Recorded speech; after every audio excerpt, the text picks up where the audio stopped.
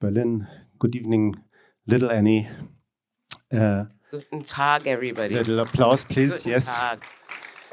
It's the Cool Cats who are here in cinema number 5 to join our talk tonight. It's a great pleasure for me to have you here, Annie, because we met before. I mean, we talked about this when we were just when we bumped into each other. We met in 1993. Fabulous year. Good year. That was a good year. That was a very good year. Yeah. You remember why? Do you remember why?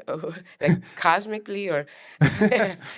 Just asking. Yeah. With Kid, it was in Hamburg, right? Yeah, we met with Kid Congo, Powers, and Sally Noel. And it was I remember that tour well because it was a heat wave. Yeah. And everywhere we played, they go, "Oh, it's never been this hot," which meant nobody wanted to go inside because you couldn't breathe. They say this nowadays every day. Yeah. They're going to keep saying that too. I think it's getting hotter by the second. Yeah, I remember I was driving with this photographer, Oliver Schulz-Berndt. We were driving in his rundown car, and Kid Congo and you were sitting in the back seat, I think. He said, if I do an accident with this car, we will become pop aristocracy. And I said, don't do a mistake. I mean, that's what I remember from that night. But anyhow. I don't remember being in the car. I assure you, you were. Yeah. But I mean, then again, it's a couple of years ago. I mean, I'll remember when I see it. Yeah. And I brought some bublé for you Yes, you because did. hospitality will be my death. Yes. So I thought I have to live up to that idea. I will open it and we have a glass. But let me ask you a first question so that I can Open the bottle. Open the bottle, and we were listening to this one track of yours, I Think of You, and I think I don't think it's from your album Short and Sweet, and it was produced by Adrian Sherwood in the early 90s, and I think this was one of the single most lyrical lyrics ever written to a dub song. The song basically goes like, I'm standing on the supermarket chain waiting to pay my milk or whatever, and I think of you. And while I'm waiting, I think of you. And it's like concrete poetry. And I really love this song to this day, and I play it sometimes when I DJ. And while I open the champagne, maybe you can tell us a bit about your relationship to how you wrote that song and how this specific poetry was meant to be recorded for that song. Certainly, yeah. Yeah, good. Well, I mean, I was just writing about my days because I did watch Neighbours twice because it was still at the time. I mean, when did that come out? That came out around the same time we met. You know, the early part of the 90s, and I was living in Muswell Hill, a couple blocks from Adrian and Kishi Yamamoto, who they were married at the time. And the guys, we had the Sugar Hill Gang. Adrian had gone to New York to get the Sugar Hill Gang. Go get them. And anyway, brought them on back. And the guys would cut like rhythm tracks, you know, ooh, I know that sound. Yeah. And also the twisty sound. No, so they cut rhythm tracks. Then it was really kind of evolved. Put them on cassette for me, and then I take them back to my house 3 blocks away and put them in a what were they called then? The cassette players, the Walkman. Put them in Walkman, and I put that in the track in my ears in the small buds, and then I put the cans I had a DAT machine, and I do the vocals and take them across back down the street, which seemed really sophisticated at the time. Salut, Prost, Great to have you here. Nostrovia. But I did watch Neighbours twice because there's only about 2 stations still, you know, and that was an Australian soap opera. So I watched that twice a day, and would go to Tesco's and everything. So I thought I didn't I never set out with an idea, you know, but it just fit, just describing. And then, of course, I went a little bit kind of over the top with it. But I love hearing that track because it's so kind of openly fun, you know, and sexy, but funny too, you know. Um, s- and I can't remember but there was no like deep intent. I just kind of rolled with it, you know, which happens. A lot of times you go with something, you think, well, this is too easy, and it's easy because it's right. It's what the guys gave me to work with too. I realized you don't have to have the answers to the mysteries of the universe with every lyric, you know. No, and there should be maybe some mystery to the song still, but I wonder if that was your way of writing songs back then. It's funny, like there's a lot of times. I mean, I started writing by accident because I wrote, and then they fit to something. But it's editing. As you know, all writing, all art is editing. So I just write and write and write, and then sometimes something jumps out and it writes itself, and that was one of those. I've done a couple of songs that were just happened. It was like you just like Edgar Casey, automatic writing. You just go with it, you know. And I think it was like one take too. It was not a. It was easy, which usually means if it's easy. Again, sometimes, but you want to go, well, it's too easy. The song or the album? I mean, there was an album, the whole album, actually. That album was, what was great about that album was I had gotten signed to Atco Atlantic Stax, which dramatically changed my living situation. I went from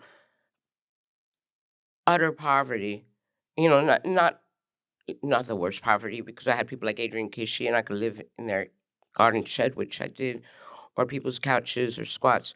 But suddenly I was the queen. Like I had they framed my contract that I sent because I asked for Japanese groceries every month. I asked for I wanted to go to the actor's studio. It was my mother, God bless her soul, she had to have red roses. My father, a bottle of brandy. He didn't even drink brandy, God bless his soul. And they held up the contract signing because my parents didn't get their thing. I wanted to arrive by a car. I thought, okay, I got some power. I'm going to wield it now. But it wasn't bad things. Like I wasn't Idi Amin. It wasn't terrible. It was just so. What happened? I had my moment in the sun. It was NWA, Michelle E, and myself were the only acts on the label. And I got signed by the president of the company, and he was leaving. Anyway, I got dropped. And I didn't know. People don't brag about getting dropped by record labels. And it turned out the company was folding underneath me. So that album was all easy because I didn't expect to make it. Because at the time, I thought, oh, my life is over. Oh, this is so bad. Oh, I'm never going to... Oh, this is a fucking tragedy. And it really wasn't, And I'm glad it happened to me at the time when you could bounce back. So that album was a joy. Even the tough stuff was joyous because it never supposed to happen. It was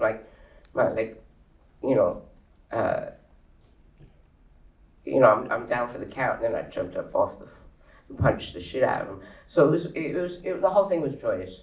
But you're coming from New York. You went to Essex and London to record that album.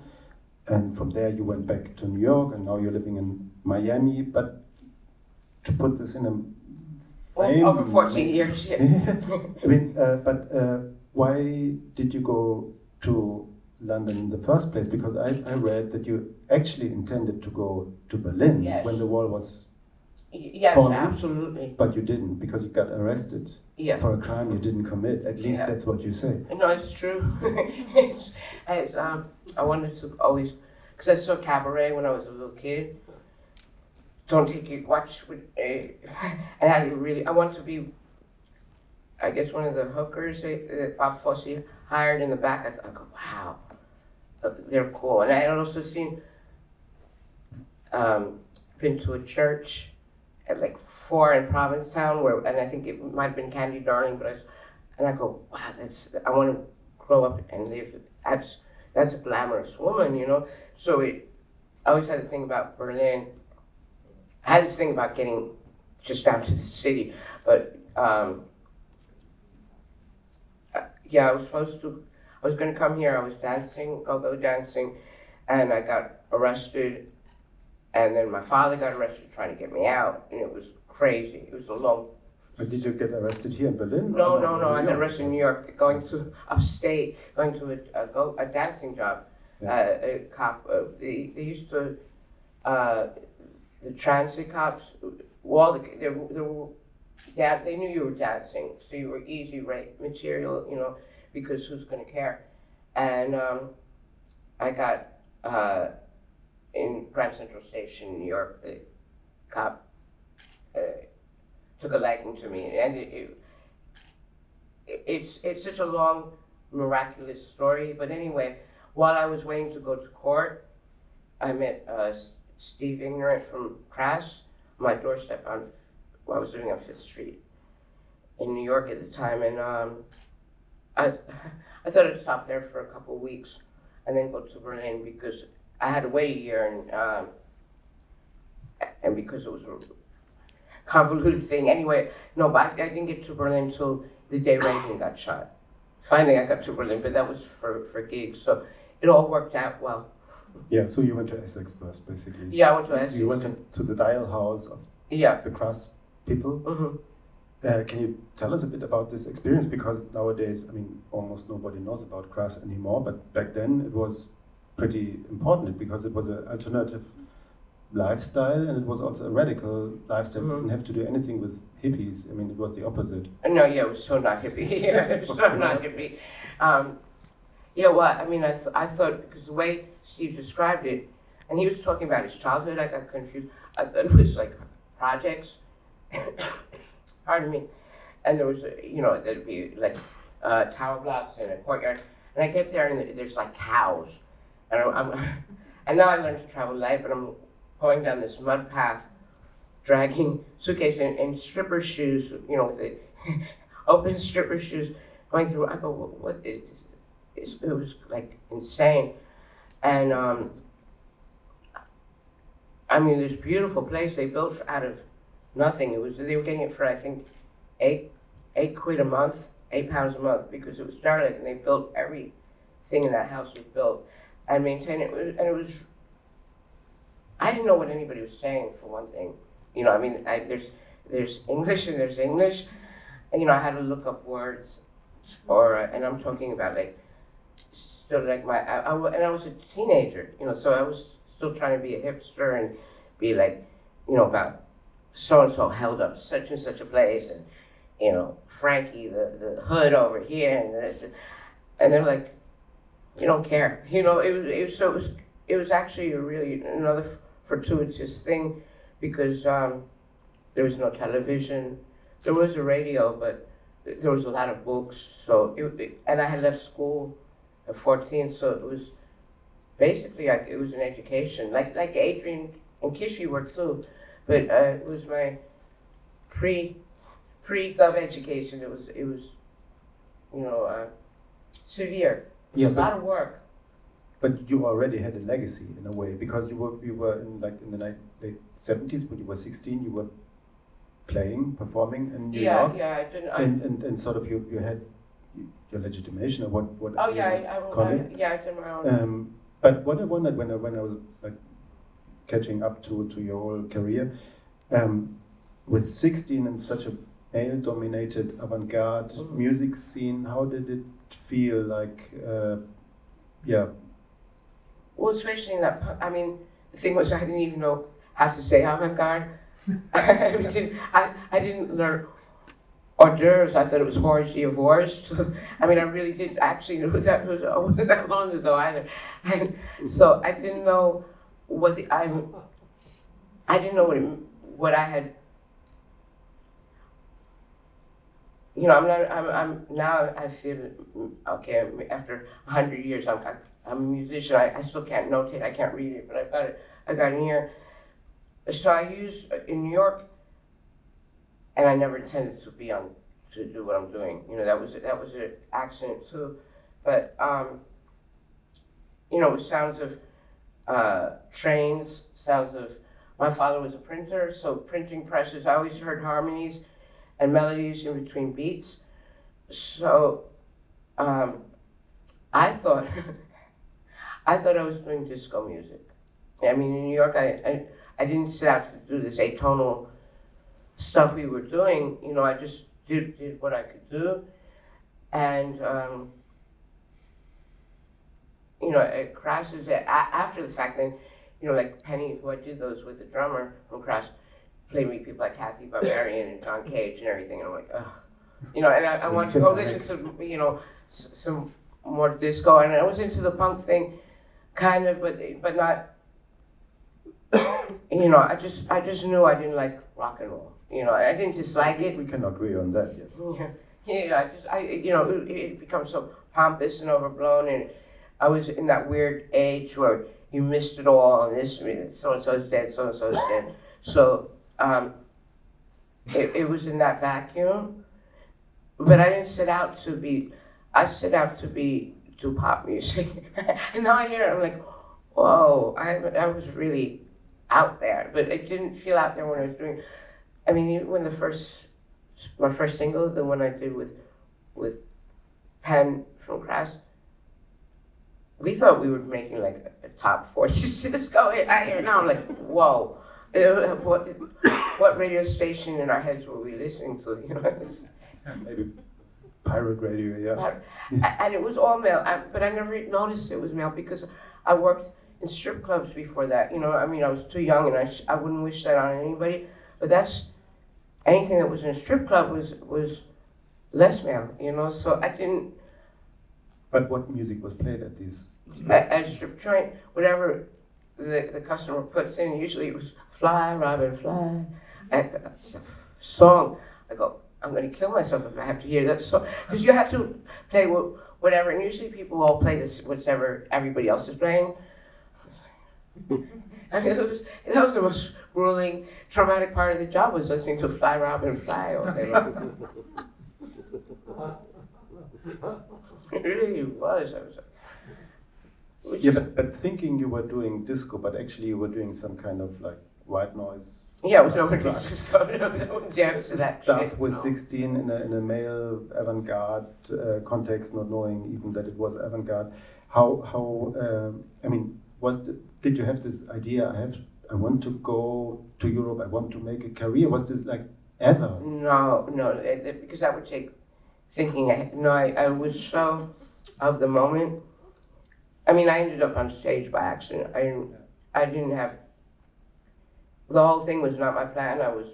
My plan was I was in love with the Cabaret man, and he died, and I rode the trains, and then things happened, you know, and good things, and bad things, but mainly good things, you know. But I didn't set out to be.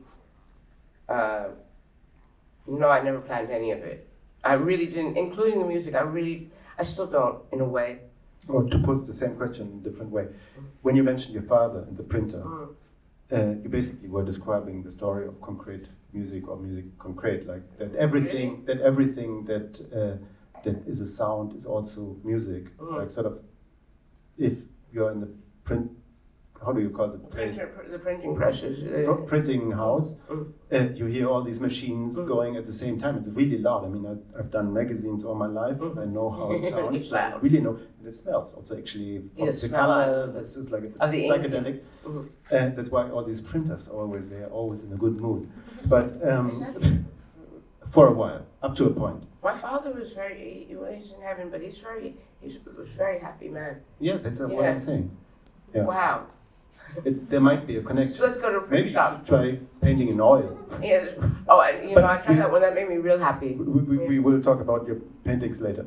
No, but what I wanted to say is, when you realize that the sound these machines make, it's actually a rhythm for you. And you mentioned also the train as an example. Like you're on a train and you keep listening to the sound of the tracks.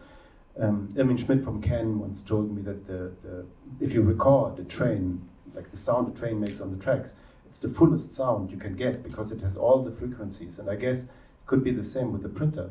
So basically, when you are there and listen to this and understand it as a rhythm, nobody else maybe will understand it as a rhythm except for those people who invented musique concrète. But that's a whole, it's an old tradition. Yeah, it was invented or explored in the 1920s by Pierre-Henri and Pierre Schaeffer and other people, and they called it musique concrète, like like concrete poetry, like the music that is there. And you did this with 16. I mean, this is genius. And I mean, just saying, repeating it. I mean, Del Annie did some of the best records ever recorded. I mean, that's why I'm also sitting here. Pleasure for me. I thought it was just a booze. I had no idea. I thought, I'm impressed with myself. No, I had no idea because I thought, to me, I mean, I had never heard any, no, I just heard the sound. I mean, I still do. I have your email address. I will send you some tracks from Eliane Radic, and you will love them. She was always also part of this group, the Recherche Musicale, where they were trying to find out the limits of musique concrète. But why I'm so fascinated is you didn't have to go to university to understand this. Oh no, I didn't get to high school.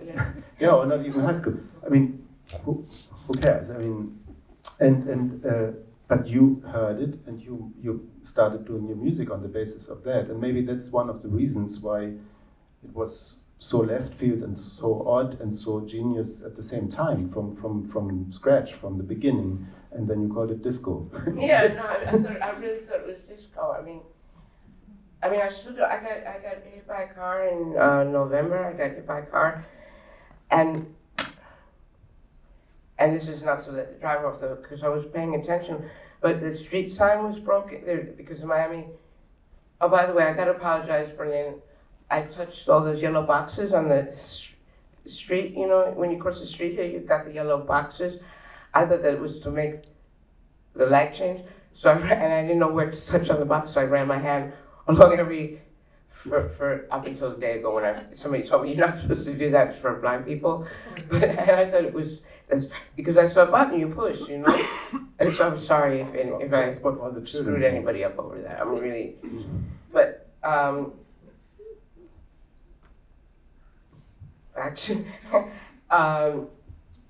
there was I was in Miami. You do push a button to cross the street, and I was on 13th Street in Washington, and it was like 12th Street, 11th Street, and it was the voice, and it was really like on beat.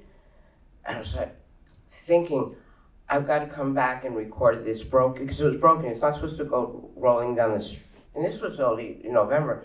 You're talking about like walking down the street? Like crossing so you could go on the crosswalk. To make the light So the lights would talk to you? Yeah, they talk, they go... They say 11th Street. They go, wait, and they all talk, That's why we have gentrification, I guess. They all want to live somewhere else. Yeah, because the drivers don't listen. So they definitely don't pay attention. So, but there was this one, and for some reason it was scrolling 11th Street, 12th Street, and it's all like this voice, mechanical voice, but it was broken, and the cadence of it was like fascinating, and I go... Later on, I'm going to come back and record this. And I was looking both ways. I was paying attention. And then I got hit by a car. But so I still get like hypnotized though by certain like cadence and the way a beat falls. It's. I mean, but like at home, I'm one of the most pedestrian music listeners around. I listen to jazz or I listen to Motown. I listen to everything, but. While you're strolling. Yeah. Well, no, like at home, like if I'm doing my housework or something, I'm not like listening to avant-garde. I'm listening to probably to Motown or Sinatra or Coltrane or something. But what's your favorite Sinatra record? Songs for Swinging Lovers. I love that whole album. But then again, I like the wee small hours of the morning. Is that the name of the album or is that the track? Where he's under the lamppost? It's so good with Angel Eyes and. But that's the one. I wrote an article about it, but it's not called the We. It's not called that, is it? No. It's Only the Lonely. No. Only the Lonely. Yeah. Yes. Yeah. Did you notice that when he sings and I disappear, that this was where Jimi Hendrix picked up on that tune, and when I kiss this, instead of when I disappear, he sings I kiss the sky.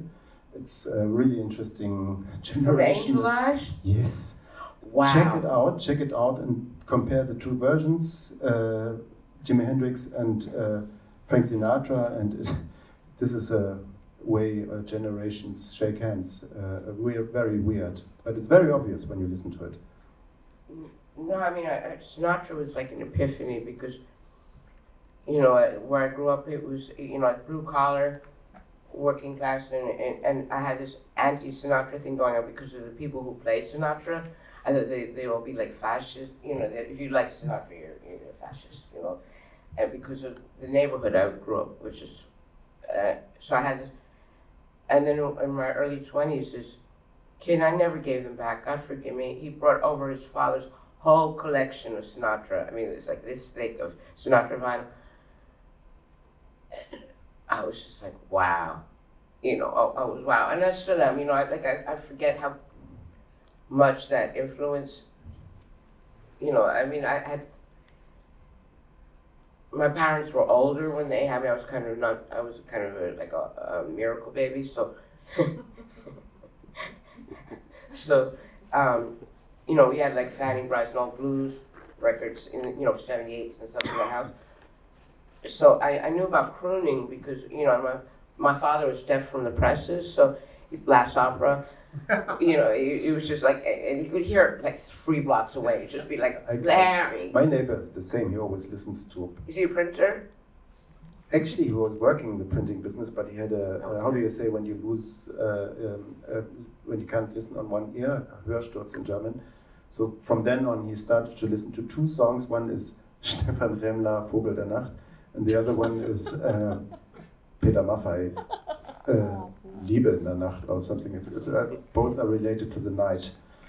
One day, Stefan Remmler came to my place and asked for an autograph for my neighbor. He was very, very pleased. Anyhow, Sinatra, I think the great thing about Sinatra is also that he never sang one syllable too much. He was so focused on the lyrics, and he sang the lyrics and everything on spot. But if you say, like, that kid gave you all these vinyl records, so this must have been like later, like after a while you were already singing, recording, etc. So you discovered the other side of. It was between. It would have been when I moved from Essex to London, because I remember the light. I remember the room in King's Cross where I heard it. You know, and no, because he has the same thing as Piaf. You know, it was the thing about Sinatra, except for the lost years, which everybody had when everybody did bad versions of Beatles songs. You know, so everybody, you know, it's just forgivable because people were lost. He knew. Great way of seeing it. You know, like you know, he knew. He understood the fact that about being real and disingenuous. You know, he knew exactly every song he sang. He lived. You could hear it. It was true, and you could. Oh, that's what I listen for. It doesn't have to be in full, but if it's real, and with Sinatra, he had that thing, that gift of knowing when and why, more the point, why, which is everything, you know, and that you can't fake it, you know, like they all have lost years. Everybody's, you know, I think maybe it's third album, they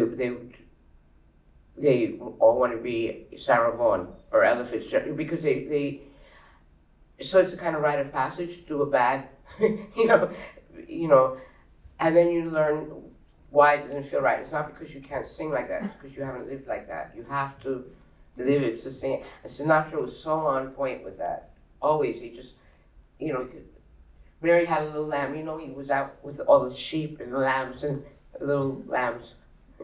He materialized the lambs. Yeah, the lambs are making me. But in a way, I mean, you are building the bridge to my next talking point, which is your long-time collaboration with Paul Wolfish. Do I pronounce him right? Paul Wolfish? I met him. I think he's here. Yeah. Didn't I say hello to him? Yeah, there's Paul and Wolfish, and there he is. We also met big in 1993, and at the same. Wow, that's to Paul. Paul, you want to sip? Why not? Come on. When you say no to champagne, you say no to life. I stole that from the Deer Hunter, I think. Even worse. That's the least I can do, Paul. Thank you so much. Paul Wolfish in the house. Yeah. Ow! No, but Paul we'll play Wolfish. tomorrow. We'll play tomorrow here. That's right, yeah. Salud. Salud. So great to have you here. Slantava. Ci vediamo. I don't know. But let me extract a question from that. You met him, and in a way, I read it in some interview. You said, like, I needed some partner to do music with, to write and to record music with, and God sent me Paul. And it's true. And you're an ordained priest, by the way. Yeah, well, yeah. But I wasn't a priest when I don't know if I was ordained when I didn't like jump the line or anything using my status. I think it was before I got ordained. I mean, no, probably around the same time. Maybe I was ordained. Been ordained a long time. Sometimes if you want something to come true, you say it on stage. That's why you should be careful what you wish for on stage. But Paul, I knew that because I had ideas, and the thing is, because I don't really play anything. I mean, I've played synthesizer. I'm hopeless in the studio. I've cut tracks because I couldn't get the playback, cutting quarter-inch tape by sight. I measured them because I couldn't get the playback to work, so I did it. And Adrian taught me to do tape editing on the old quarter-inch machines, and I did it by sight, and it worked. It worked. Digital, you mean? No, I did it. No, cut bits of tape and measure them. You know, when they had the quarter-inch reel. Oh wow! In Germany, you would say you have a lineal, like a. It's kind of like being an idiot savant. It's like using Tipex. Except it wasn't on screen. It was I cut the tape, you know, and I measured them out, and it worked. I mean, because it had to. I had no other plans, so it has to work. And I knew that. So my career's kind of been led by what I've been able to do, you know, and which has been great because it leads you. If you go the way the road is, then you get taken places you couldn't visualize. But I had these ideas and things I want to express, and I did it. And I saw Paul, and I saw him with somebody, and I was like, that's the Paul I've been praying for, you know. And I tried to pinch him. I tried to steal him because I knew it was right, you know. And you stole him, and now you are. I did. Now you are doing music together. And I said it on stage. I said I said it out loud. I didn't say my name, but and it came to pass. So, you know, if you got prayer requests, you put them. Tomorrow I'm gonna world peace and end of hunger for the world. Yeah, but with Paul, you're basically, I would say, following a direction that maybe Frank Sinatra had laid out. I mean, you're doing what you might call torch songs or ballads. Absolutely, yeah. Even if it's not the American songbook, but it's like an alternative songbook that you're following. Tell us a bit about your working relationship with Paul and how these songs evolve, and maybe also what we can expect for tomorrow's show. It's so organic. It was so meant to be because it's not organic food. It's food is yeah. What is it? Eat to be the person you want to be. What was that insulted me so badly? The bio. And I've seen here in Berlin, feed the person you want to be. Which in a world where 20 million are going to go hungry tonight, that's really not cute. But back to the subject. No, it felt like, you know, that there was these British twins, I think in Wales, and girls, sisters, and they killed they killed a little boy, but they had their own language. It's kind of like that. I mean, they don't kill anybody, but it's yeah, go on. They make up their own language. There's a space, because with me, I think it's what you don't hear. There's a, like, okay, I'm gonna get really vague, but there's a Stevie Wonder track, and I can't remember which one, but you hear, and it should have been edited out. To me, it makes a track, and it's right in the space. In the negative space. Exactly. That's I'm going to use that. I'm going to steal that line. And there's a language between everything, like every pause, and we fall into that, and it's really a blessing, because what we read together, it's because I couldn't explain it to anybody, or I mean I could hum it, and then Paul will twist it and turn it, and he gets where, so, and then it goes back and forth, and that's such a gift, that's such a blessing, and how would you, what I just expressed, I mean, I don't even understand what I just said, how would you look for a musician, a collaborator, somebody to create something with what I just said? I wouldn't know that description, but Paul knows, and I'm so blessed. There's something magical, and you can't, like Sinatra picking the song, you can't fake that. You could pay $1 million, but you can't fake that. You can't fake what's. So that's what's going to happen tomorrow night. We're going to give away $1 million. You come to the show, somebody's going to go home with $1 million. And for $2 million, we'll sign to your label too. but negative space, I mean, that's the true formula of dub, right? I mean, you are not you work with emptiness, with echo and reverb and so on. That's what you did before you met Paul. And how does this translate to working together with Paul? Because Paul is playing the piano, he plays like torch song chords, like blue chords, more often than not. Well, I mean, I'm not sure because I'm not sure what negative space is yet, but I'm probably going to take it because I like that. It sounds good, Oh, negative space, not in the sense that it is. No, not negative. I know you mean like absent, the space. Absence. Yeah. The presence of absence. But that's, I mean, like. The Brazilians call it saudade. They got it, because I mean, I only realized about that. It was, and I've got a tattoo. You can't see it, but I got a Love Supreme. Oh, T-shirt. Yeah, no T-shirt. But no, I got it tattooed on me. Okay.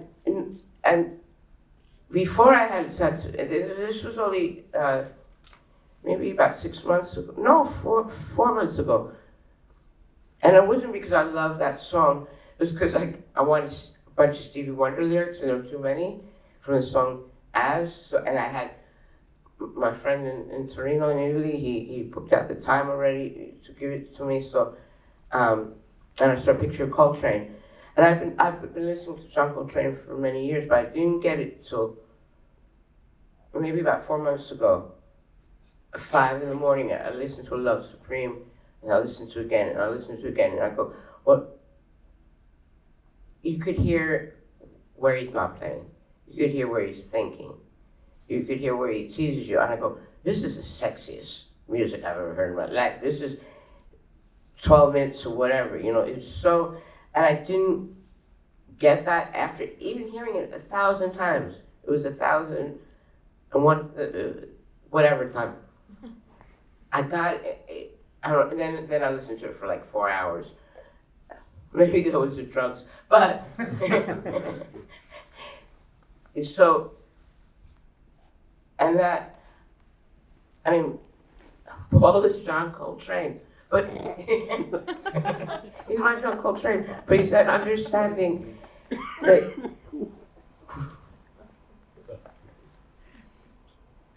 he does more than that. I mean, besides producing all that and building it, I could give him crazy. I mean, I'll give him like 8,000 lines, you know, and he makes them. He knows where I'm going. He knows, and I don't know how you. But if you're giving him 8,000 lines, is he the one who picks the 4 or the 6 or the 10 or the 16 lines? Or the 30 or 40. Or No, but sometimes I give him all stuff. Sometimes he gives me a melody. It's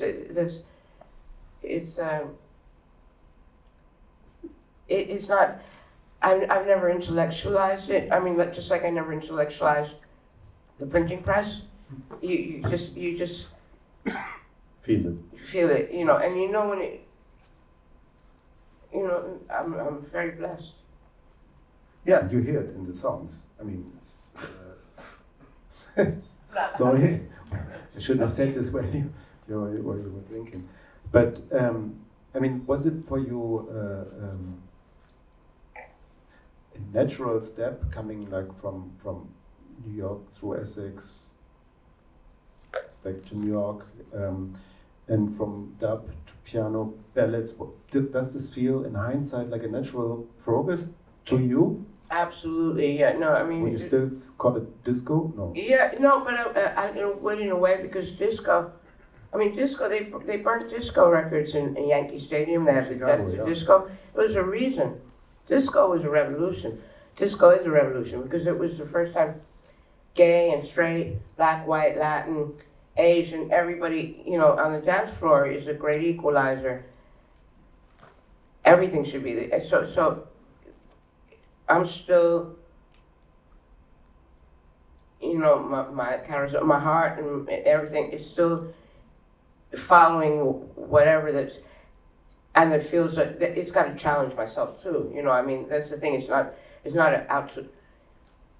I'm not out to challenge the audience. The audience are my friends. You know, they're everything. They're not my shrink. I'm not their shrink. You know, it's not my therapy. It's they're there to interplay with, you know. So, what was that? Would you call that empathy? Yeah, but it's mutual. It's like that. It's science if everybody brings themselves into a room. That's why I love live. I mean, recording is great, but live to me is everything because it changes. Everybody brings. It's just, even if you don't look at it like spiritually, you see science. You know, it's a volume, a space. So. And what was the question? Where did I go? No, but I have a follow-up question. When you say like performing with a live audience is so much more important than recording albums, I mean, it's a different experience, a completely different experience. I read somewhere that, I mean, I know that you are drawing and painting except oil, but... Well, I tried oil, but I doesn't it smell great? Well, no, my little Sparky, who's in heaven right now, but my little doggy, because I live in Miami and you have to, I'm sorry, I was off the mic. I live in Miami and you have to have the air conditioning on all the time, like all year round. You can't open windows because of humidity. So like a dummy, my mother, bless her soul, she was an incredible painter in oil. So I had tried it as a kid. I didn't like it because it wasn't quick enough. So I sealed the door. I didn't want my Sparky breathing in the fumes. So like a dummy, I put towels. I blocked myself in a room and so that no oil could get out, oil's fumes. And I got, it was fun. I loved painting in oil. And then I got really sick, probably, which wasn't a result, would have happened maybe anyway, but not so severe. It was because of the oils, because I poisoned myself trying to block every little bit of ventilation so it wouldn't go to my baby. my doggy. So, but I love oils now. I wish I could paint in oils, but. No, I'm asking because, as I said, I read in one of those interviews that when you drew, you would draw for 16 hours a day, like sort of, like really double shift. Yeah. And that's basically like, I imagine, like recording an album. Like you're doing the same vocal track again and again, or you're really working focused on something. There's no communication with whatever audience whatsoever. So it's like a really solitary thing. And I wonder, I mean, how does drawing or working as an artist feedback on music, or how does the music feedback on working as a visual artist, or is there no such feedback whatsoever? Well, no, I mean, you get ideas while you're painting. I mean, painting for me was more like of a kind of lifesaver, you know, when I started painting, like, because I really didn't start seriously until I did that year, and it wasn't intentional. It was just all day. And when I get into that, a lot of times I'll write lyrics, and you see them in the paintings and some of them, because I'll get ideas, because you're kind of calmer, and ideas. So sometimes I won't have a piece of paper, or the phone will ring, so there'll be a phone number in there. But it's the same thing, you know. It's like if you're working on a piece, you're painting, and it feels contrived, it probably is. So it's that same thing of going to where you're not separate, you know, and that's like when you said about the vocal booth, you know, when you're doing something and it's not feeling right, it's probably because it isn't, you know, and sometimes it's just one word, but it has to ring true, at least to oneself, you know, because you've ultimately, and a lot of times you by the time you're in the booth, you know what works because you've rewritten it 87 times, you know. It's when it's not like Edgar Casey automatic writing, when it's and painting is editing. It's that what people don't see, that you never see, you know. This way. Because you throw away a lot of drawings until yes. you present the one. Yeah. Yeah, I wouldn't inflict that on anybody. Editing, you know, I mean, it's there's sketches and then there's a painting, and I don't sketch before I paint, but I paint over it and over it and over it, and you know, I'm by no means like a first draft of a song is usually it's not, you know, and usually you got to edit stuff out, you know, tend to which. I don't know what Zen is, but I guess that's the Zen part. It's like you gotta, you know,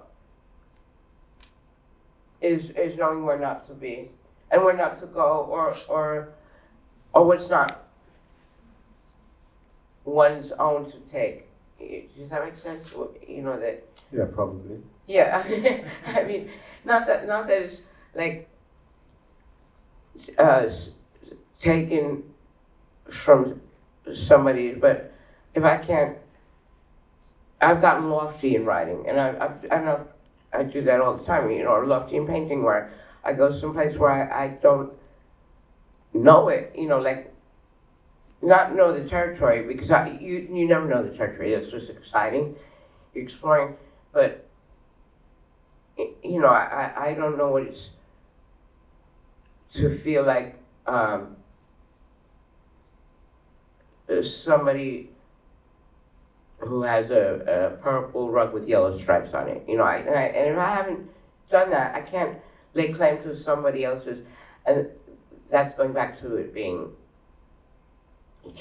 genuine, you know. If you can't wear it, you shouldn't try it on.